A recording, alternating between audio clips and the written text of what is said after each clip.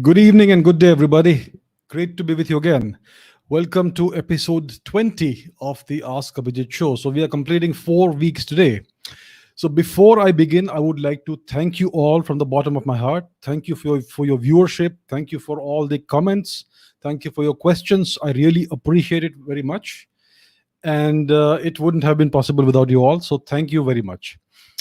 And before I begin, an announcement. So this channel needs to keep evolving. It needs to keep changing, and I want to keep providing you more and more value in the form of different ways of giving you knowledge. So I would like to resume creating long form documentary style videos. Many of you have been saying that I need to go back to creating the videos like I made for Chinggis Khan, the reason why Chinggis Khan refused to invade India. So I want to go back to start to doing that again, because certain questions, certain topics need to be answered in more detail. They need to be elaborated upon in greater detail. So I would like to start doing that again. So I would like to eventually start creating one such long form video per week. So that's what I'm going to be focusing on more in the from next week onwards. So to do that, I need time. So I'm going to have to change the schedule of the show. So until now, the past 4 weeks, I've been doing 5 shows a week. So from next week onwards, this coming week onwards, I'll be doing 3 live shows per week. So that's the change I'm making. So there'll be 3 live shows per week.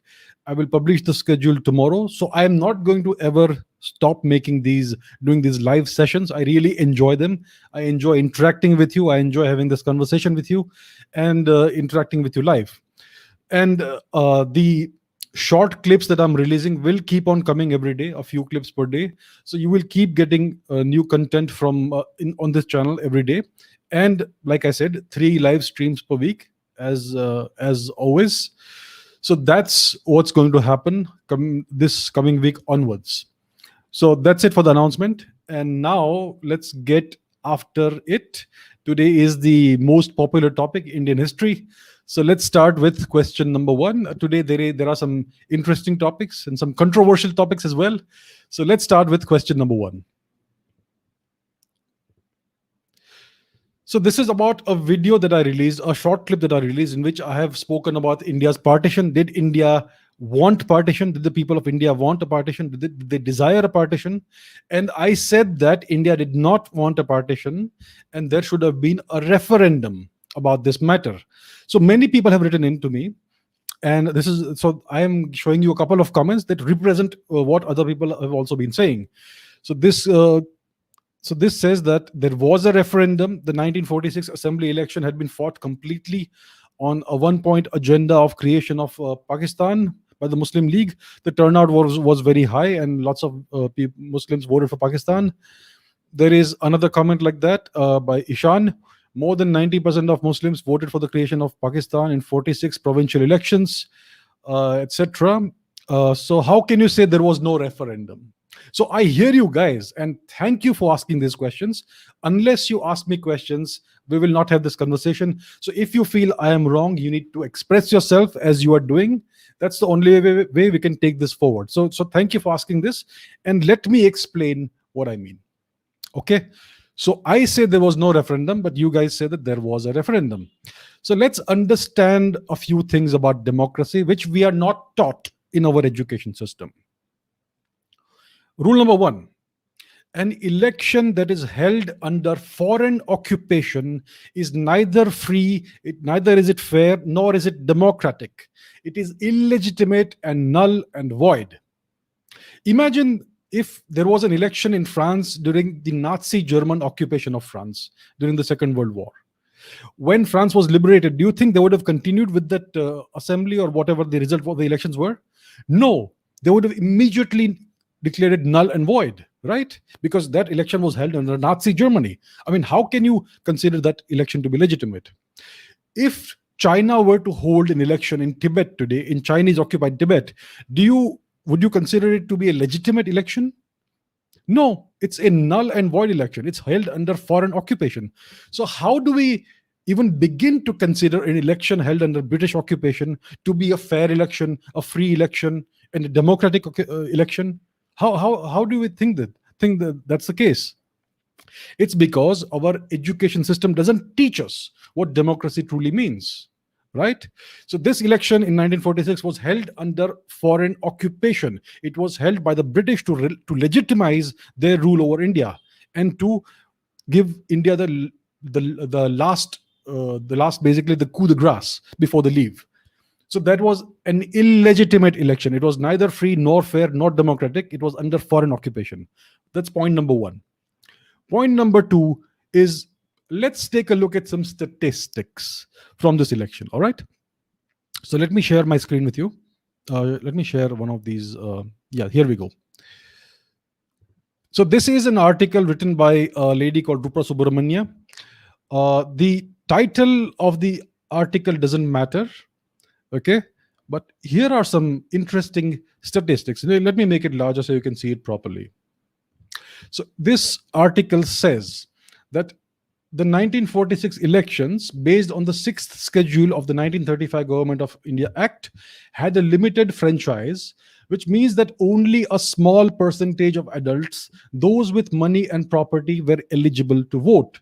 In fact, only 3% of the population could vote for the Central Assembly, and only 13% could vote for the provincial assemblies. That means that only 30 million people could vote in assembly elections out of a total adult population of 120 million. So, do you see this? This is what I mean by an election that is not free or fair. There were 120 million adults in India who should have been allowed to vote, but only less than 30 million were actually allowed to vote. So it is not a representative election. It did not represent the will of the true population of India. That's point number two. This election was a fraud. It was a fabricated election, right? And here's point number three. An election is not a referendum. There's a big difference between an election and a referendum. An election is where voters elect representatives. That's an election. A referendum is a direct vote. It is when an entire electorate is asked to accept or reject a single proposal or issue or question. So a referendum is completely different from an election. Both have a vote, but a referendum is not an election. An election is not a referendum. These are separate things. A referendum is about only one question. It's either yes, do you accept it, or no, do you reject it? That's it. You cannot construe an election to be a referendum and interpret its results as the result of a referendum. That is absolutely unacceptable in democracy. We have to understand what true democracy is. And this is how the 1946 election, the so-called 1946 election, was completely illegitimate. It was held under foreign occupation. It was not representative by any stretch of the imagination of the people of India. And thirdly, it was not a referendum. It was an election for seats, for legislature. And that's why my point stands, that India was partitioned illegitimately, illegally by the British. They had no business partitioning India. Their only business was to pack up and leave and let the Indians decide what is the future of their country. And that future should have been decided by a referendum in a free and fair election, free referendum in free India, not under British occupation. So that is the point, my friends. Please understand that. Okay, question number 2. So Lakshmi asks, After Tipu Sultan died, the British restored the Wadiyars back on the throne of Mysore. Could you explain the history behind this? And it looks like some kind of agreement just to sustain, etc. Please throw some light upon it. So the Wadiyars were basically a small family, small dynasty who were the vassals of the Vijayanagar Empire. The Vijayanagar Empire was treacherously destroyed by foreign invaders, right? We know that. And then eventually the British took over the region, and the Wadiyars. So after Tipu Sultan was defeated by the British, they reinstalled the Wadiyars on the throne of Mysore, like you say. So we have to understand one thing very clearly, my friends. You have a lot of so-called royal families in India today, right? The descendants of royal families, the ones who are the descendants of the princely states of India. Let us understand one thing very clearly. The real royal families and dynasties of India, the genuine, legitimate royal families and dynasties, were all wiped out in 1857 by the British. And the so-called princely states and royal families that we have today, after 1857, are the puppets that the British installed on those thrones when they reorganized India and they took control over the whole country. Some of these are definitely the descendants of the original lineages, those who chose to cooperate with the British. So, which means that these are collaborators. Those who chose to collaborate with the British against the Indian interest were allowed to remain on the throne, and those who fought the British were wiped out and replaced by puppets. So, in essence, every single royal family that you have today, so called royal family, are the descendants of either puppets or collaborators.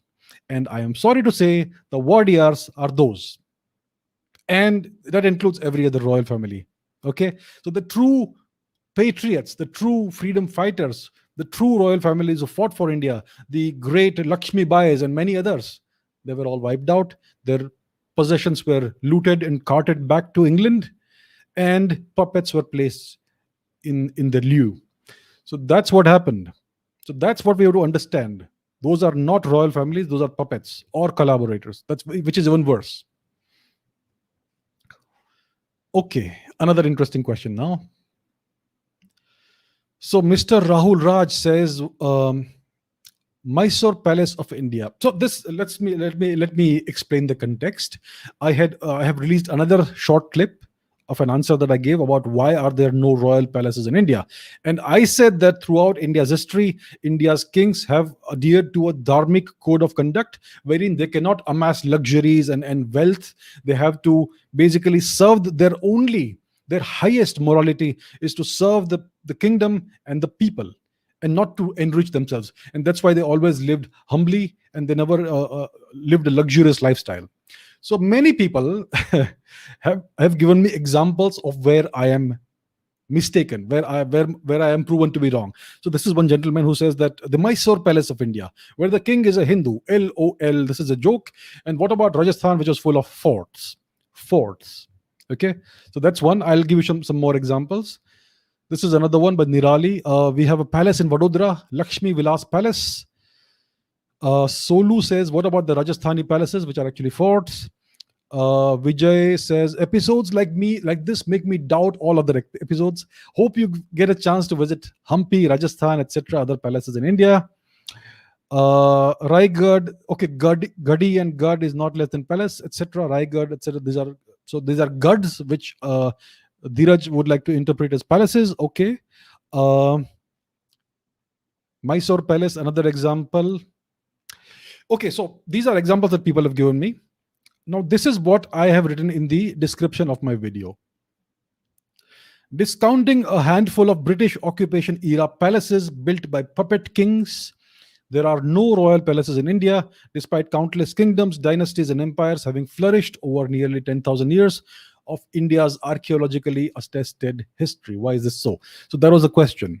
So I have clearly said that there are a few British occupation era palaces built by puppet kings. So the palace in Mysore is one of those British occupation era palaces. The palace in Vadodara or Baroda is again a British occupation era palace. And these Rajasthani Okay, let's talk about Hampi. Hampi, there is no palace in Hampi. It's all monumental architecture. It was one of the most prosperous empires in India. Everything was on a grand scale, but there is no royal palace there. You're mistaken, sir. There's no royal palace there. And when it comes to the Rajasthani forts, we have to understand the difference between a fort and a royal palace. A fort is a town that is surrounded by a wall to keep occupiers or invaders out. It is an entire town which is surrounded by a wall. Now, if the entire town is built on a luxurious scale, it means that India was very prosperous in the past. It is not a royal palace. It is a place where everybody, including the king and the commoners and the soldiers, everybody would be encamped within the walls. So, those are the Rajasthan forts. There are a couple of palaces, yes, those are British occupation era palaces. Please understand the difference between a palace and a fort. And please understand the difference between the British occupation era and the previous 10,000 years of India's history. So, my point stands that with very, very few exceptions, there are no royal palaces in India throughout the 10,000-year-old history of India. Indian kings have always adhered to a dharmic code of conduct wherein their only duty is to ensure the prosperity of the kingdom and the people. They have never lived luxurious lifestyles. You can see this through anywhere in the country. There are no royal palaces except for the ones I just spoke about. And the forts, the guds are not palaces, those are fortifications wherein in which thousands of people would take shelter. So if they were built on a palatial scale, it only means that India was very prosperous in that era. So I hope that clarifies this matter. Okay, Alok, one second. Yes, this is the right question. So Alok asks, was Alexander a philosopher king who traveled to India to seek knowledge and wisdom and was accompanied by philosophers, and the battle of Hydaspes never happened as he did not have any intention to invade India? And why is Alexander so popular among the Arabs, Persians, etc., including where he has been called Dulkarnain? So let me answer this question by referencing a book. So this is a book about Alexander. It's by, as you can see, Jacob Abbott. So let me read out a passage from the very last page of this book. Okay, this is a book. It's a very good, very nice little book by Jacob Abbott. I'm going to the very last page of the book and the very last paragraph. Let me read out the quote. Let me read out his last one paragraph summary of Alexander. And this is what he says. We cannot help applauding the extraordinary energy of his genius, though we condemn the selfish and cruel ends to which his life was devoted. He was simply a robber, but yet a robber on so vast a scale that mankind, in contemplating his career, have generally lost sight of the wickedness of his crimes in their admiration of the enormous magnitude of the scale on which they were perpetrated. This is the truth about Alexander the Great. It's not me who is saying this, it's Jacob Abbott. You can buy the book. It's a very inexpensive book and a very nice summary of this guy's career. So in brief, Alexander was no philosopher. He was simply a robber who committed robbery and theft and crimes on an enormous, almost continental level scale. That's what Alexander was.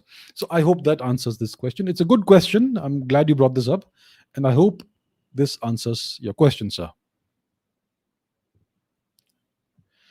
Okay, this is by Rahul Ranganath. And the question is, was Mahatma Gandhi really the way he's portrayed in our textbooks, a benign and benevolent leader? I recently came across a book, The South African Gandhi, which seems to tell us otherwise. Thoughts on Gandhi in general? Yes, sir. Good question. And before I go there, so the book that you're referring to is this here book.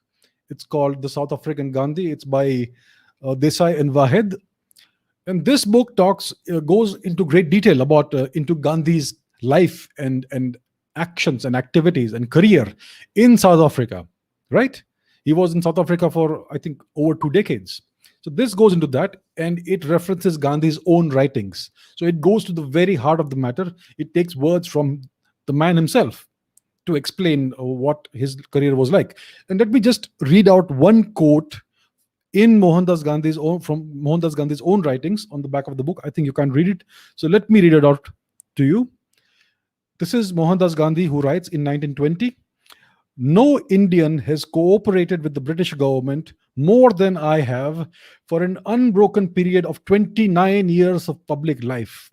I put my life in peril 4 times for the cause of the empire. This is what Mr. Mohandas Gandhi said in 1920. This is what he wrote.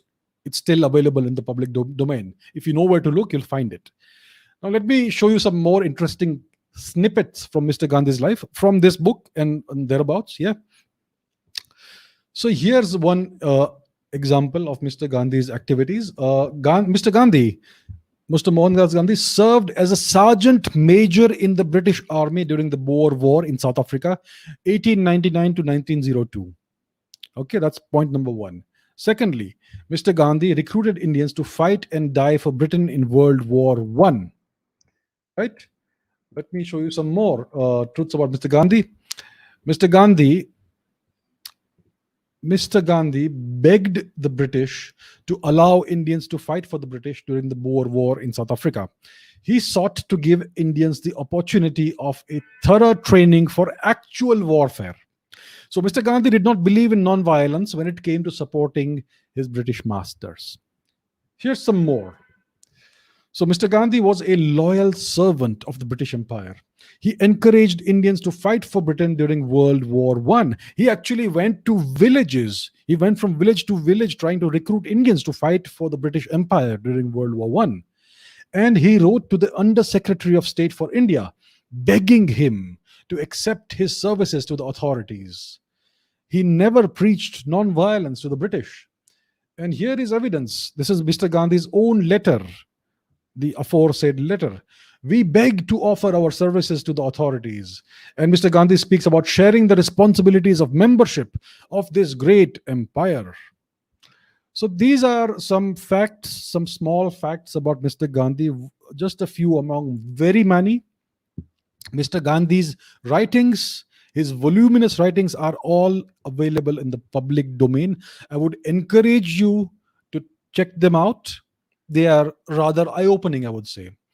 So these are the facts, and the facts speak for themselves. I don't have to give my opinion about the matter. I would like to hear your opinion about the matter. Right? I have shown you some facts. You can look it all up yourselves. You can take a look at the book. You can buy the book online if it's available online, I'm sure.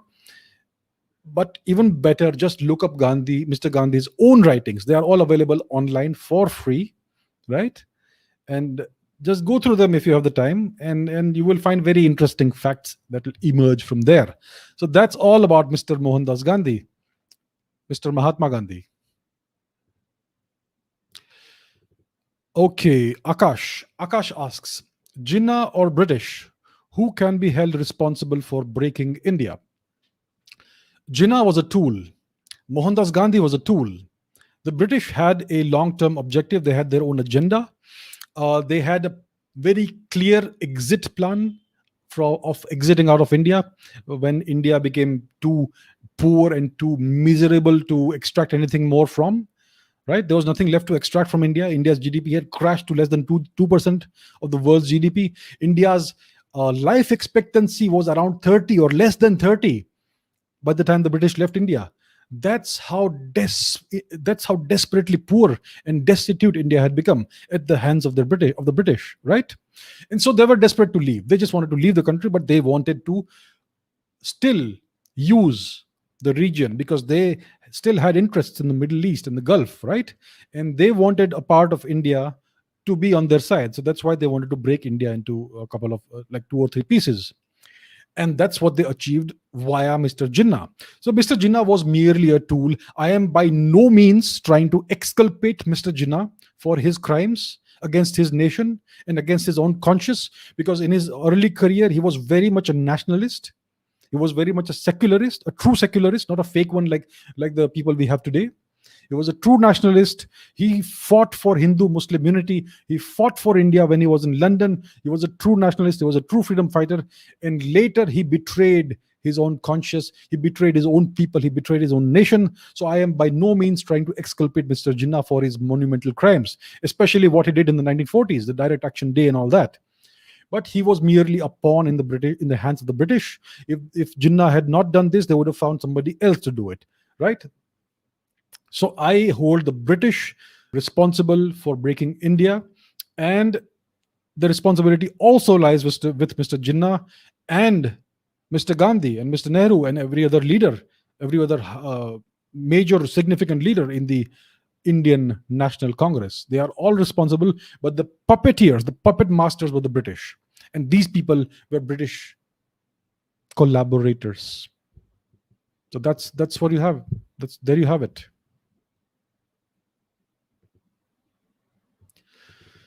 Okay, Jan Segal. Jan Segal says, I currently live in Thailand and see a large portion of animism in Buddhism. I wonder if that goes for Hinduism also. So animism is the belief that every object has a certain divine essence in it, a certain spiritual essence in it. There is divinity in everything. There is divinity even in inanimate objects like rocks and stones. There is divinity in trees and forests, and there is divinity in animals and men and women and children. So everything has a certain divine essence within it. And this is what is called animism in English. So Buddhism, yes, it has elements of animism, and Buddhism emerged out of Hinduism. Hinduism, this is very much part of the Hindu belief that there is divinity in everything, yes. And there are many folk practices that are part of Hinduism. Hinduism is a very plural culture. It's not a religion in the Western sense, it's a culture, right? It's a civilizational culture. It is an extremely plural culture. You can be an atheist within Hinduism. You can be an agnostic in Hinduism. You can be a Jain. You can be a Buddhist. You can be a Sikh. This is all Hinduism, FYI. And there are many schools of thought. There are many philosophical schools of belief in Hinduism, which are sometimes very much at odds with each other. And they also have a great deal in common. So Buddhism and Jainism are two of these. So is Sikhism, so is Charvaka, so is Mimamsa, so is Vedanta, and so are Yoga and Sankhya, and so many more. And animism is very much a part of Hinduism. There are many people who believe in animism, who practice animism, right? Who worship nature. Nature worship is part of Hinduism very much. So yes, to answer your question, in short, animism is very much part of Hinduism, the same way it is a part of Buddhism, right? Okay, next question. So AJ asks, how different are Arabic and Farsi? Why do we use so many of their words even today? So the reason the Hindi language incorporates so many Arabic and Farsi words is the very reason why the people in southern India find it so difficult to understand Hindi, because they are way more comfortable with Sanskrit. Sanskrit is very much a part of every language in India. Sanskrit vocabulary is part of every language in India, no matter where you are, right? And it is this Arabic and Farsi intrusion into the Hindi language which makes it difficult for them to understand. So Arabic and Farsi are extremely different languages. Arabic is a Semitic language. Farsi is an Indo-Iranian language. It is very close to Hindi. We say Chandra in Hindi. In Sanskrit, they say Chand in Arabic, right? And I can give you lots of different examples like that. So if you understand any language that is derived from Sanskrit, any Prakrit derived language, it's very easy for you to learn Farsi or Parsi, because it's essentially part of the same language family. And if you are a Farsi speaker, it's very easy for you to learn Hindi. When I was a student, I was living in a hostel. There were a couple of Iranian students there, and they had picked up Hindi, fluent Hindi, in a matter of months. They could converse very fluently. They had a slight Persian accent, but that's fine. So it's as easy to learn Persian as easy as it is to learn Kashmiri, for example, or any other Indian language. That's how easy it is. So Persian or Farsi is very much part of the Indo-Iranian language family. It's almost like an Indian language. It's slightly more distant, but it's not hard to pick up at all. Arabic, on the other hand, is an entirely different language from an entirely different language family, right? The Persians have been forced to adopt or to adopt the Arabic script with some modifications. So that's why it appears that Persian is close to Arabic while it is not. I'm sure there are Arabic loan words inside Persian too, because of the history that Iran has had for the past 1,000 years. It was under Arabic occupation, and it has been made to absorb Arabic culture and a great deal of the Arabic way of life. So there must be, I'm sure, a great deal of Arabic loanwords in the Farsi language today. I have not studied this language, but I understand the linguistic aspect of the language family that it belongs to. So these are two very different languages, extremely different. But these are both present in differing quantities in Hindi because of the Turkic occupation of India, which also brought in Arabic and Persian influences. Right, so that is the reason why we unfortunately use so many of these foreign loan words today. It's not because of our choice; it's because of the history that our country has had over the past few centuries. Okay, Akash asks, why could the Indian National Army led by Subhash Chandra Bose not achieve its objective militarily? What were the major problems in that? So there are a couple of things. An army marches on its stomach. It's a very common and very old cliche, but it's very much true. An army needs logistical supply chains in order to succeed. You need ammunition. We can't be short of ammunition, otherwise, what will you fire? And you need food, you need water, you need supply chains. Logistics is what sustains a fighting force. Now, Subhash Chandra Bose did not have access to a great deal of wealth. He did not have access to funding. He was supplied by the Japanese, ammunition and food and all that. And he was fighting basically a guerrilla war in the jungles of Myanmar, of Burma, right? So it was an ill-equipped army. It was short on funds. It was short on food. It was short on all kinds of supplies. The only thing is they had courage and they had blood. तुम मुझे खून दो, मैं तुम्हें आजादी दूंगा. So that was what kept them fighting. So these are the reasons why Subhash Bose and the INA could not achieve their objective militarily. They were up against the entire Allied force, right? The British, the Indian Army, the Americans, etc. This was a very professional armed fighting force, right? Very well supplied. There was no shortage of funds or food or ammunition or water or anything that you need, right? And there was no shortage of troops as well.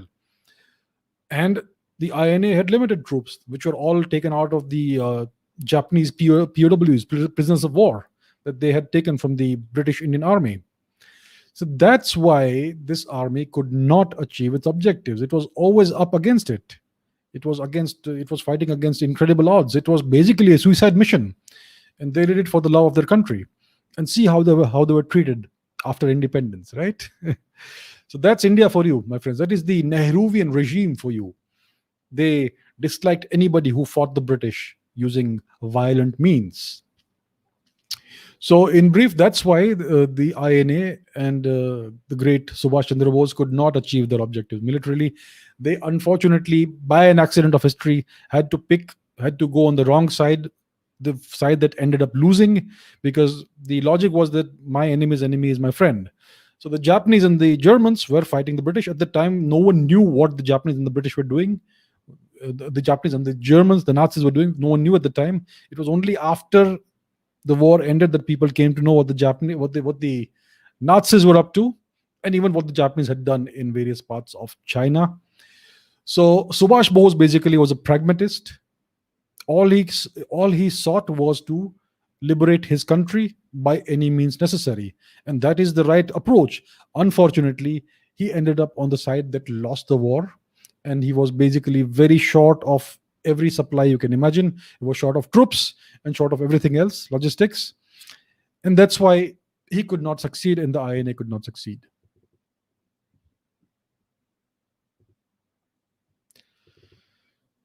Okay, this is by, yeah.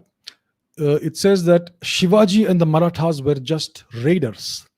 Shivaji looted Surat 2 times. The Marathas constantly raided Bengal and killed many Hindus.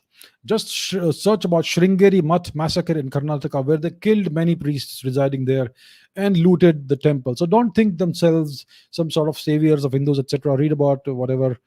Marathas would go into other kingdoms, and if they denied to give tribute, they would simply burn the crops of the farmers.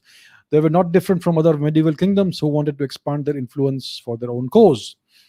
Okay, so this is what you say. Now let me correct you, sir, whoever you are.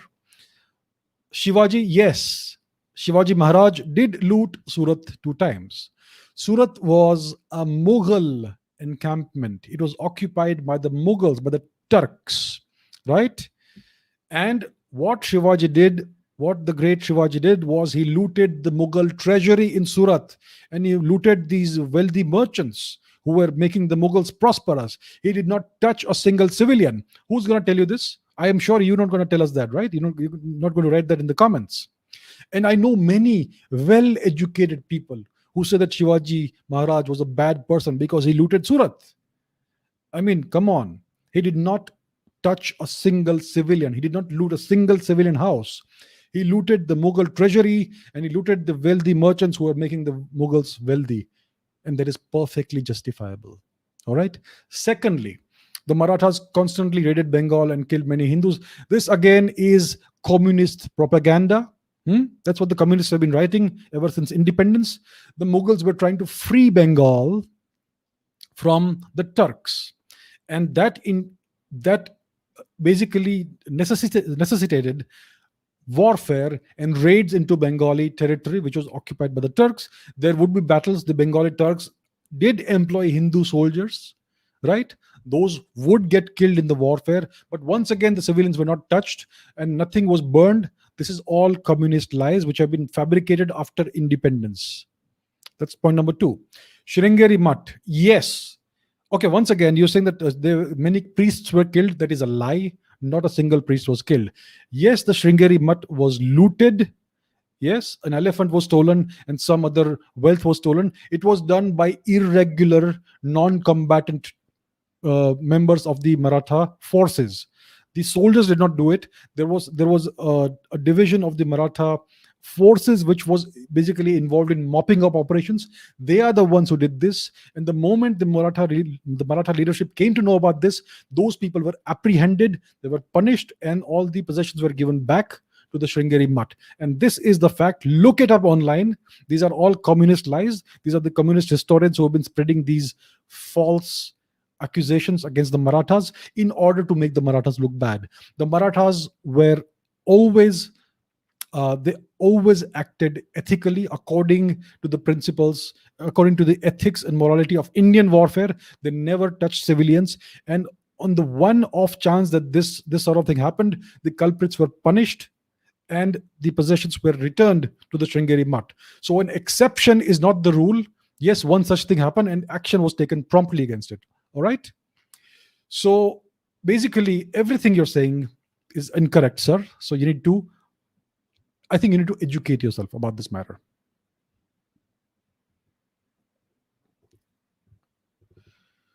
Okay, Sai Jadhav asks, is it true that South India was saved from Mughal influence because of Chhatrapati Shivaji Maharaj? To a great extent, yes. Because if Shivaji Maharaj had not achieved what he achieved, it would have been easier for southern India to fall under Turkic influence to a greater extent than it did. And after the great Shivaji, his successors expanded the Maratha empire even more.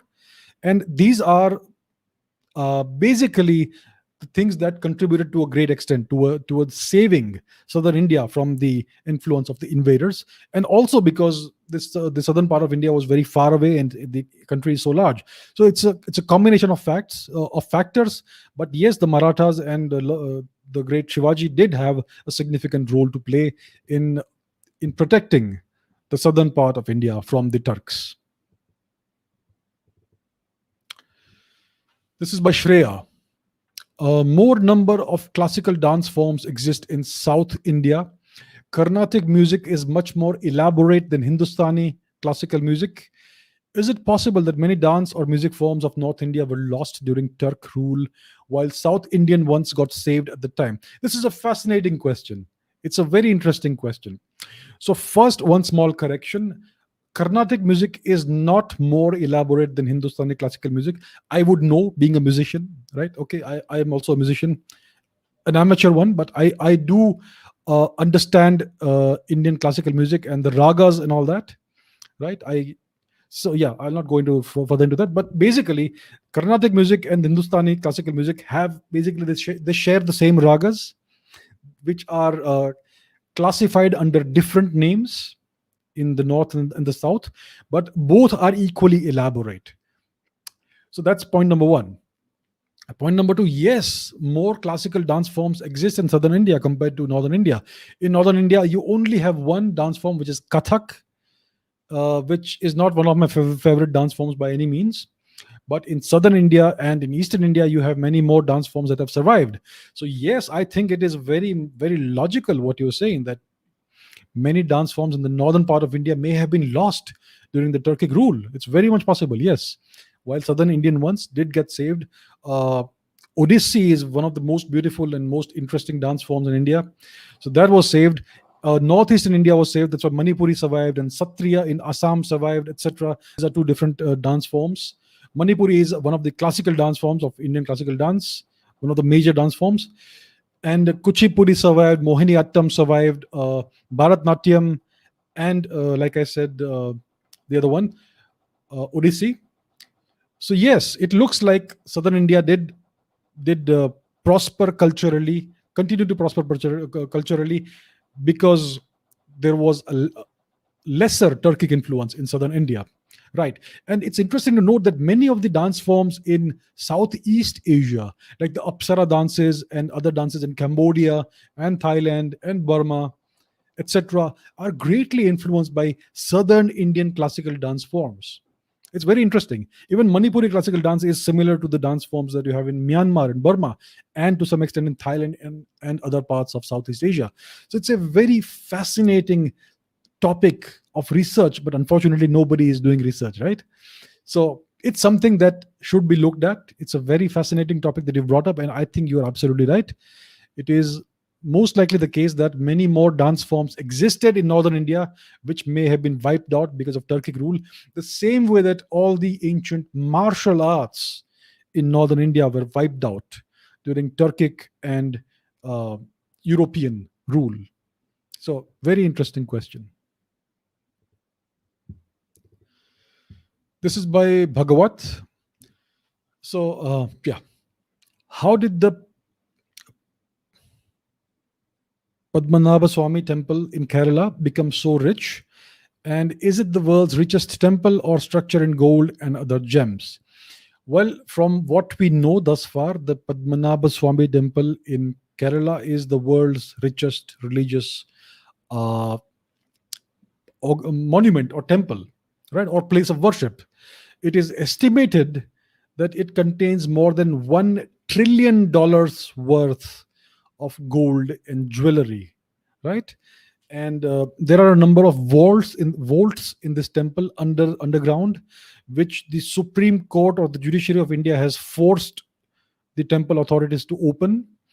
And I think the local Kerala High Court or something had ordered the state government to take possession of all this wealth. And I think the Supreme Court has reversed that the decision for now. So it is again back in the under the stewardship of the Travancore royal family. So it is it's an incredibly rich place. The wealth that has been found there is mind-boggling. It is estimated to be over $1 trillion or more in worth, in value.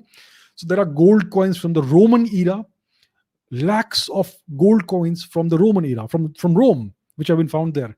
There have been coins found from Mesopotamia and Greece, gold coins, and diamonds. There are the size of a grown man's thumb, and so much more. It's an incredible stash of ancient wealth. And it is clearly something that has been donated to the temple by devotees over thousands of years. Because this temple was mentioned in the Sangam literature from about 300 BCE, in Tamil Sangam literature from around 300 BCE, at which time it was said to be made out of solid gold. The walls and the roofs was made out of solid gold. That's how wealthy it was 2,500 years ago. So it seems that there have been donations coming into this temple for thousands of years. Even kings, possibly from Mesopotamia and even Greece, seem to have made substantial, even from Rome, seem to have made substantial donations to this temple. So there is a very ancient story here. This temple seems to be many thousands of years old, right? And it is fabulously wealthy. The main problem is that this wealth should not be misappropriated by the state government or any government. It belongs to the temple and to the deity only, right? So it has to remain there. It cannot be misappropriated for whatever nefarious purposes they may have. This is the one problem in India, that temples, the wealth of the temples is always stolen by the government. This is the way India is one of the most Hindu phobic nations in the world, because Hindus are discriminated against by law and by the constitution. So this is one example of that. So I hope that this wealth remains in the hands of the temple only, because it is to the temple that it has been donated for thousands of years. So yes, it is the world's richest religious place of worship by far, and maybe one of the oldest as well. So interesting, very interesting question.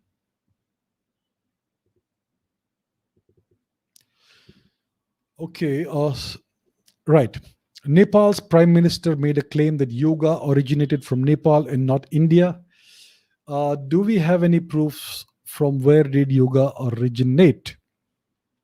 So the oldest evidence of yoga that we have anywhere in the world are little statuettes from the Sapta Sindhu region, the so-called Harappan or Indus Valley civilization era of India, the Saraswati civilization. So you get these little statuettes there of human beings, human figures engaged in various yoga poses. Let me see if I can pull it up on the internet. Let me see, Harappan yoga.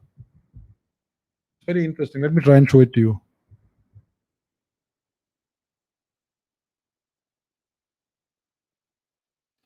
There are these statuettes that they have found, and let me try and pull it up if it's possible. Little statues. Okay, let me share that. 1 second. Let me share my screen. Okay, this is the screen. 1 second. Let me remove this. So if you can see this little statuette here, it's a little figurine. If you see all these little statuettes, these are all ancient 5,000 or more year old figurines from our ancient civilization, of individuals, of people, men or women, can't tell, who are engaged in various yogic poses. As you can see, these are the yogic poses that we are still familiar with, right? So this is from the Sapta Sindhu region, from the Saraswati Valley, the Indus Valley, and the various other river valleys from the Sapta Sindhu region. So this is the oldest known depiction of yoga anywhere in the known universe. So this claim by Sri Oli is, I'm sorry to say, it's laughable.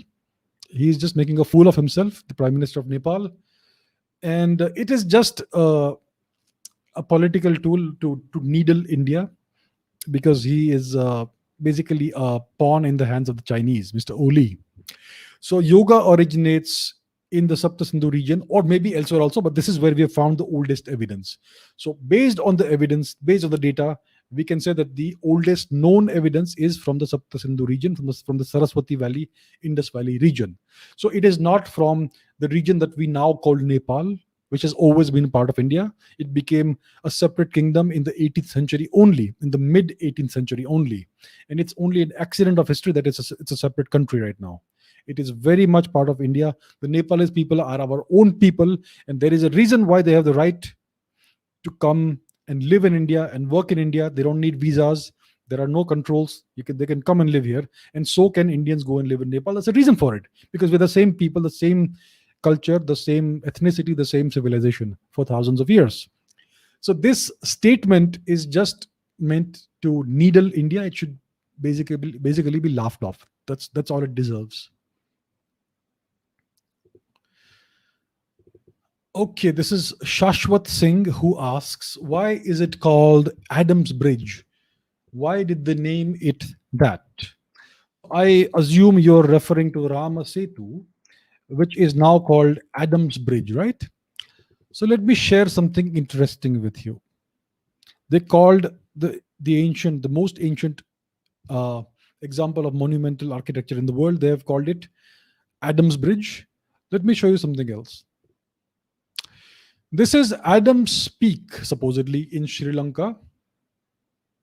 It is known in Sinhalese as Sri Pada, which means sacred footprint.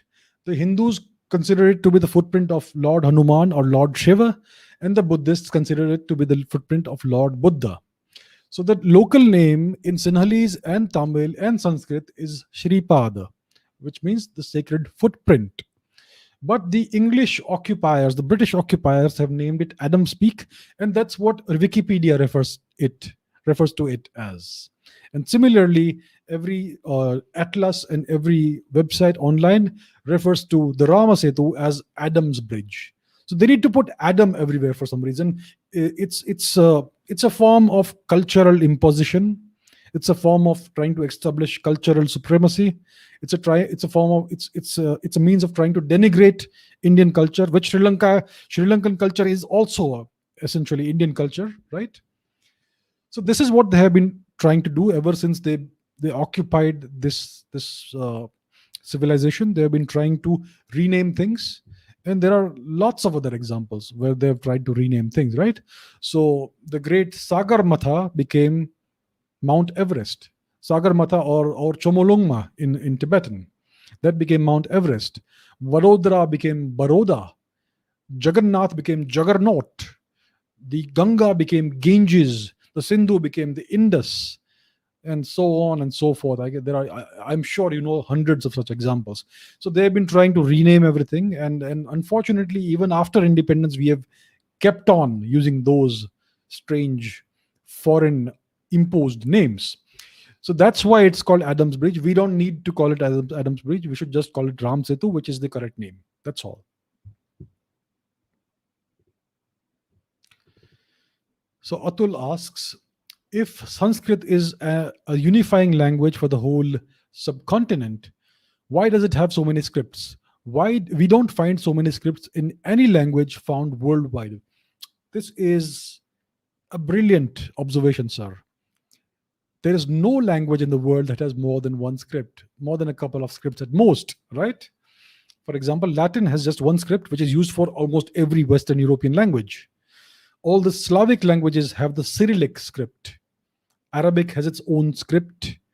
The Chinese have their own script. The Japanese have their own script. And we Indians have a multitude of very closely related scripts, one for each language. And yet, Sanskrit has throughout history been written in a variety of scripts.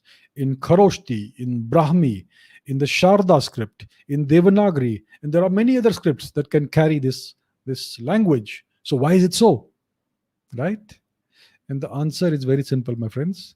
It's because it has been around for so many years. It's been around for thousands of years. And that's why at different eras in history, it's been written in different scripts. So the Brahmi script was around for 1,000 or so. I'm not sure exactly how long it was around. It was around for several centuries. It was prevalent for several centuries. So during that period, Sanskrit was written in the Brahmi script. Later on, other scripts emerged. So Sanskrit was written in those other scripts. The Sharda script is one of those. Today, it is written in the Devanagari script. You can write Sanskrit in the Tibetan script as well. And you can write Sanskrit in the Mongolian Swayambhu script as well. So Sanskrit is a language that has given birth to more than 1,000 dialects and upper branch descendant languages. And it has influenced the culture of an entire continent, right? That is why, and it is the oldest language known to humankind. No Sumerian is not older than Sanskrit. No Mesopotamian language is older than Sanskrit. Sanskrit is by far the oldest language known to humankind. And that is why, because it's been around for thousands of years, that's why it has been written in so many different in so many different scripts.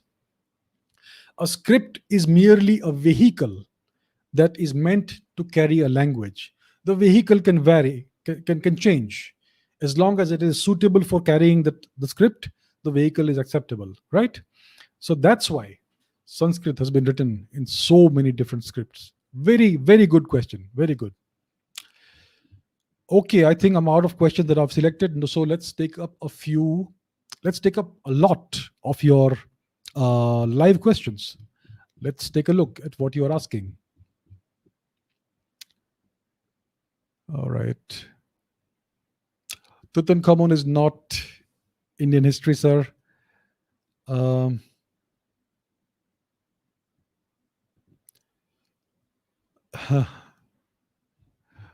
I am from Surat. We support Shivaji Maharaj.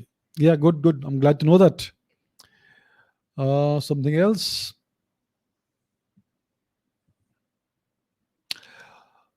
Okay, I don't like to really discuss individuals. Audrey Trushke is not worth mentioning. She's a third-rate scholar. She's not even a scholar. So you know what? Just ignore that individual, right? Just ignore her. She's no scholar. Why is Ashoka overrated? I don't think he's overrated, but he is wrongly portrayed. He's portrayed as a saint when he was actually a tyrant. So it's something I've answered in one of my previous episodes. But the fact is that he was a brutal tyrant. He was not some paragon of peace. He was not a pacifist. And he did not convert to Buddhism after seeing the destruction he wrought on Kalinga in the Kalinga War. There is no conversion, first of all, to any dharmic religion. You just start practicing the religion. Secondly, he started practicing the tenets of Buddhism before the Kalinga War took place. So he was already a Buddhist, so to say, when he went to war with Kalinga and caused so much carnage there. And then the fact is that he killed so many people because they had opposed him. He persecuted the Ajivika people. He persecuted the Jainas also. He killed a great many members of his own family in order to secure his hold on the throne, and so on and so forth. So he was a brutal tyrant. And it is precisely such people that India's historians like to glorify, right? So Ashok was actually one of the worst kings India has ever seen. And I'll not be surprised if we find a palace from the ruins of his capital city, Patliputra, right? So that's about Ashok, sir.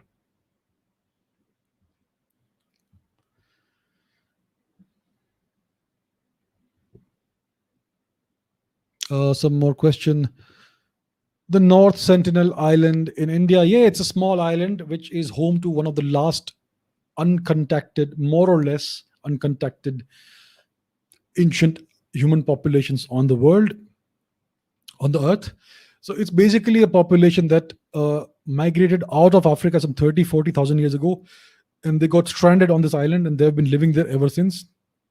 They are still basically in the Stone Age. They may not be immune to many of the diseases that we are immune to, right? So the government of India, thankfully, I'm glad, has decided to leave them alone, and the government has decided to prohibit any kind of contact with these people. So recently, some American missionary went there to this island illegally with a Bible in his hand, and he was shot to death with arrows. And the government of India did the right thing by not retrieving that guy's body and by not prosecuting these people for murdering this person, which was not murder. They did basically, that island is under their jurisdiction and their rules apply there. So that is essentially what it is. It is a de facto autonomous territory under India's protection. It's a protectorate. It's part of Indian territory, but we are treating it as a de facto autonomous territory. which will not be interfered with. So I think it's a good thing. Why has no one been able to climb to the top of Mount Kailash? Is it just terrain problem or is there more to the story? The mountain is sacred to three different cultural religious practices. It is sacred in Hinduism, in Buddhism, in Jainism, and the fourth one is Bon, Tibetan Bon religion. It is a sacred mountain. It is considered to be the center of the world. It is considered to be the abode of the great Lord Shiva. It is a sacrilege to even contemplate climbing the mountain. Even the Chinese have had the good sense, even though they currently occupy this territory, and even though they don't give a damn about any religion, still they have prohibited the climbing of this mountain. It is good. It is one good thing the Chinese have done. So it's not about the terrain, it's about the fact that this is a sacred mountain and it is a sacrilege to even think of climbing it.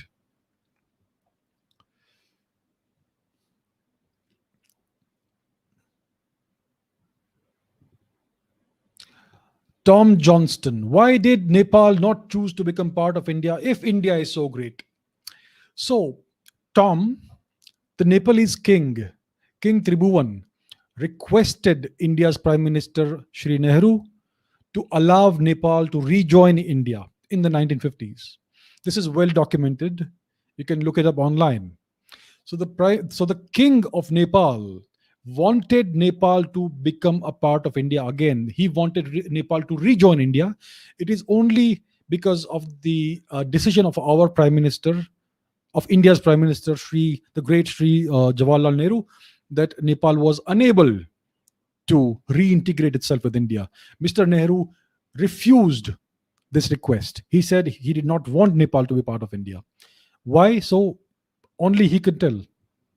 So yes, India is great, and Nepal did want to rejoin India. It was the Indian Prime Minister who prevented them from joining India.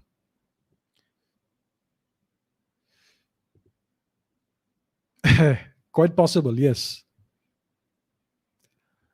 What else do we have? What else do we have?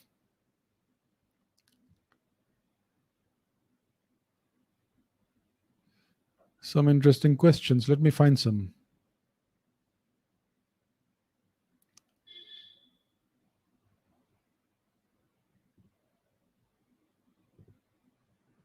What about inequality in temple entry? What exactly do you mean by that? I'm not sure.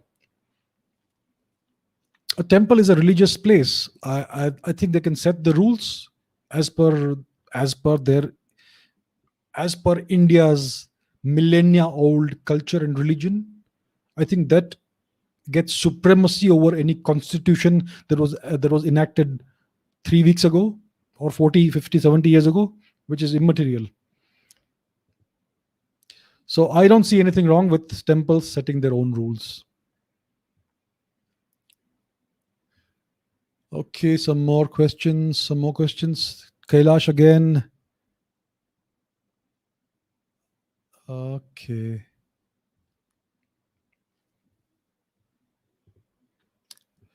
Sri Lankan culture is different because it was a separate country from ancient times. There were no countries, sir, in the past. The nation state idea is a very recent idea. It dates back to the Treaty of Westphalia just 2 or 3 centuries ago. There were no nation states in the past. There were cultures, there were kingdoms, there were empires, there were civilizations. Sri Lanka is very much part of the Indian civilization. It's very much part of Indian culture. And if you look at Sri Lanka's foundational history, their founder, the great Lord Kumar, the great Prince Kumar, came from India and settled in Sri Lanka with his followers. And these are the ancestors of today's Sinhalese. And Sinhalese is very much a Prakrit derived language. It is closest to, I think, Marathi in mainland India. So there is nothing separate about Sri Lanka. We do recognize the sovereignty and independence of Sri Lanka. We agree it's an independent country today, but it should have been part of India after independence. What happened. We don't have any territorial designs on Sri Lanka, right? We wish the best to the people of Sri Lanka, who are our own people, the same as Nepal. So it was never a separate country or a separate culture or separate religion or separate anything. It's the same ethnicity, same culture, and same civilization.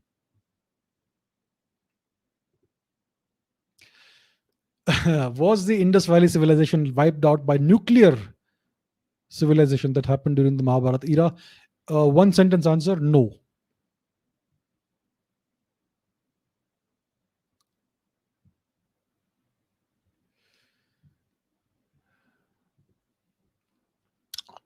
Do not use Wikipedia for references. It has a very high leftist bias.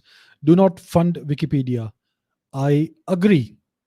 Wikipedia is by no means a reliable source of information. It is highly biased, especially when it comes to India. So, if I do show you Wikipedia from time to time, it's only for the sake of convenience. It is not because I endorse Wikipedia or believe in the accuracy. It is entirely, it is to a very great extent inaccurate. I have seen this on many occasions myself. So, I agree with the statement. Yes. Can the government rewrite our history texts? I think we have elected the government to do what's best for the country. And can they do it? They have the power to do it. So the only question is, why are they not changing a single word in our history textbooks? I remember the right honorable the right honorable minister, Mr. What's his name, Mr. Prakash Javadekar, who very proudly boasted that we have not changed a single word in our history textbooks. So, the honorable minister was essentially saying that very proudly that we have done nothing, right? So, my question is that what we have elected the great minister for doing nothing? So, Mr. Javadekar, unfortunately, I regret to say, was a failure as the minister in charge of this matter. And whoever is the current minister right now, again, has basically not done anything about this. So, I must say that it is very disappointing.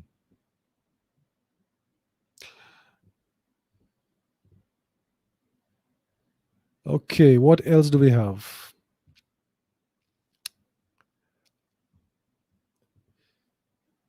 Is Tamil the oldest or Sanskrit? See, I think that it doesn't really matter which one is older. From the evidence that we have, we find that the evidence of Sanskrit is older than the evidence for Tamil. The evidence from Sanskrit for Sanskrit is from a region that was conquered and settled by ancient Indians about 3.5 or 4,000 years ago. It is in present day Syria and Anatolia. It is the Mitanni kingdom, which is where we find the oldest evidence of written Sanskrit. So this was an out of India migration. Okay, so that's about 3.5 or 4,000 years old. The Mitanni and the Hittites. So that's where you find it. The oldest evidence for Tamil is from Sangam literature, which goes back to around 400 or 500 BCE at the oldest. Okay, so from this evidence, from the hard evidence that we have, one has to say that Sanskrit is the oldest, but this does not mean at all that Tamil may not also be as old as that. It may also be possible that both languages predate this evidence by many centuries or many millennia. It's very much possible, because in the Rig Veda we have the Rishi Agastya, who is one of the authors of some of the verses in the Vedas, right? And he is considered to be the father of the Tamil language. He is considered to be the person who wrote the first grammar of the Tamil language. So, considering this fact, this evidence, it would most likely be factually correct that Tamil and Sanskrit are equally old. But the evidence that we have as of today, if we go only by the evidence, it looks that Sanskrit is older. So, it is a matter that is going to we need more data about this. So the evidence is going to change, and our understanding of this matter will also change. But please understand, my friends, this is not a competition. These are both two of our greatest languages, and we must honor them equally. So that's the thing I have to say about this.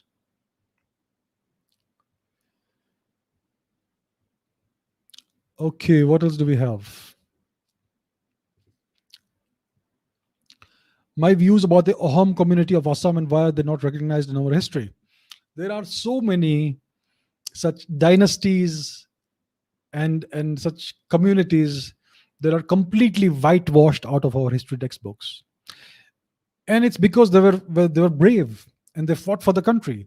The Ahoms basically repelled invasion after invasion from the Turks, and they prevented the Turks from occupying the entirety of Northeast India.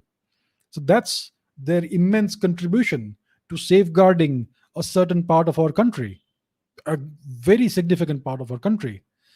And our Nehruvian era historians despise anybody who has contributed to the country in any way, especially with the use of armed force, right? And that's why such people are wiped out. Many other people have asked me, I've not taken those questions today, but many people have asked me, why are the Rajputs not spoken about in the history textbooks? Why are the contributions of the Jats not mentioned in history textbooks? In various other dynasties, there are so many dynasties that have been completely blanked out of history, and the Ahoms are one of these. I think they were one of the very significant dynasties in India. They have contributed a great deal to this country in the form of defense and in the form of culture as well. So I would like to see a day when all of these dynasties that make and all of these communities that make India such a vibrant, plural, and beautiful place. I want to see a day when these are all recognized in India's history textbooks. Russian is also like Sanskrit because it also came from Sanskrit too. There are many words in Russian that are exactly the same as Sanskrit words. And there are words in Lithuanian as also that are almost the same as words in Sanskrit. So yeah, linguistics is a very interesting field. If you go deep into this, you will find lots and lots of linkages which will astound you. So yes, Russian is definitely similar to Sanskrit. The Slavic languages are closer to Sanskrit than the Western European languages. I am. It's possible that the Slavic languages may be Satam languages instead of Centum languages. There is this dichotomy among the Indo-European language family: the Shatam languages and the Centum languages. So, if I am not mistaken, the Slavic languages may possibly be part of the Shatam languages, which Sanskrit is part of.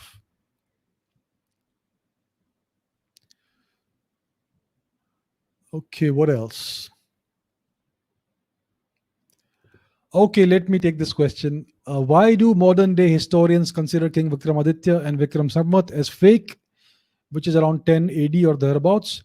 It's because modern day historians themselves are fake.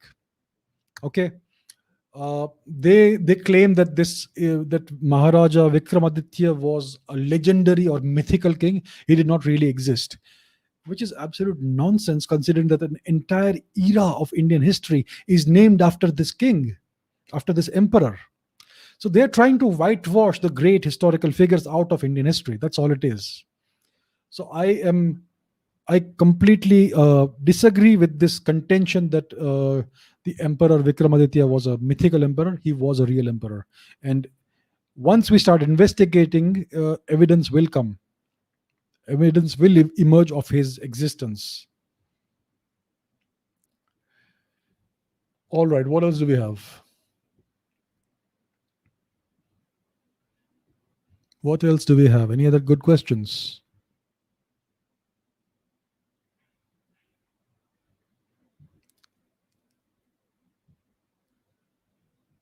Okay. Please answer. I had so many carvings of prehistoric animals, etc., in ancient Hindu temples. Well, I have never seen any evidence of carvings or sculptures of dinosaurs in ancient Hindu temples. So, as far as my limited knowledge goes, I have not seen any evidence of this. If you do have evidence of this, you can show it next time, or I'll try and look it up. From my knowledge, whatever limitations it has, I have never seen any evidence of that. If there is any such thing, it means that they may have found some bones of dinosaurs and tried to reconstruct what the animal may have looked like. It is well known that India is one of the repositories of a great deal of dinosaur remains. We have never tried to excavate those or showcase those, but they do exist in India. So If such carvings do exist, it may indicate that our ancestors may have found those dinosaur bones and tried to recreate a likeness of the dinosaurs. All right, let me take one more question, and I think we'll be done after that.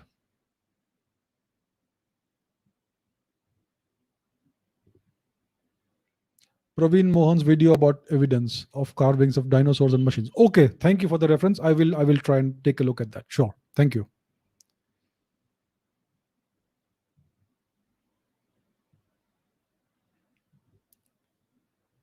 Okay, what else do we have? Do we have any other interesting questions? Sanauli, I've answered about Sanauli.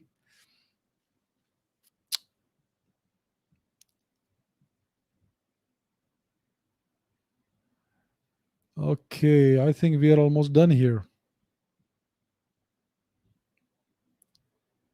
Okay, this is the final question for today, my friends.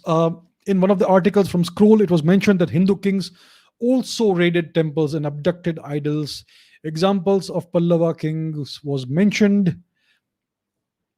Look, the Scroll is not a website that you can really uh, take very seriously when it comes to Indian history, especially in their treatment of the topic of Hinduism. First of all, let me say that, okay? So anything they write about Hinduism or Indian history, you have to take it with a tablespoon of salt. Secondly, it is true to some extent that certain Hindu kings, certain Indian kings would raid other kingdoms, and when they would capture or conquer a kingdom, they would go to the greatest temple and take the idol from there with great respect and reverence and bring it back to their capital and install it in their temple. So they would never loot a temple or desecrate a temple, or commit any sort of sacrilege there or kill the priests or anything. They revered these temples and their idols so much that they would sometimes even conquer a kingdom just to bring back that great idol with its great power back to their kingdom. So that is the most that they would do. It is not in any way adharmic. Okay, adharmic would be to do some sort of sacrilege in a temple, like the Turks did on a routine basis. No Hindu king has ever done that. No Hindu king has ever destroyed a temple or desecrated a temple. This is what they would do at most, and they would never steal or plunder the wealth of a temple. So this is basically what you are referring to is a nice and subtle distortion of history with one foot in the realm of facts, but a great deal of distortion also, which is being put across by this scroll or whatever it is. So yeah, so that's what it is about. Okay, do we have anything else? Philadelphia experiment is not part of Indian history. Thank you.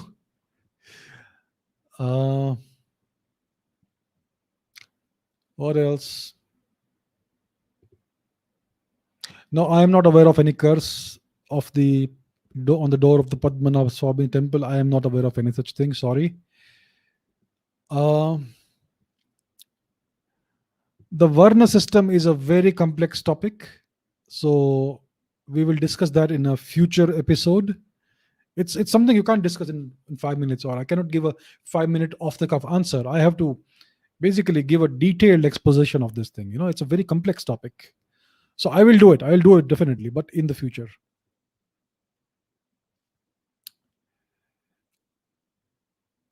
Okay. I think we're done for today. So guys, thank you so much. Thank you for all your questions. Thank you for your viewership. I'm very grateful. Like I said, next week onwards, we'll have 3 live sessions per week. I will continue releasing the short clip videos. So you'll have plenty of content on this channel on an ongoing basis.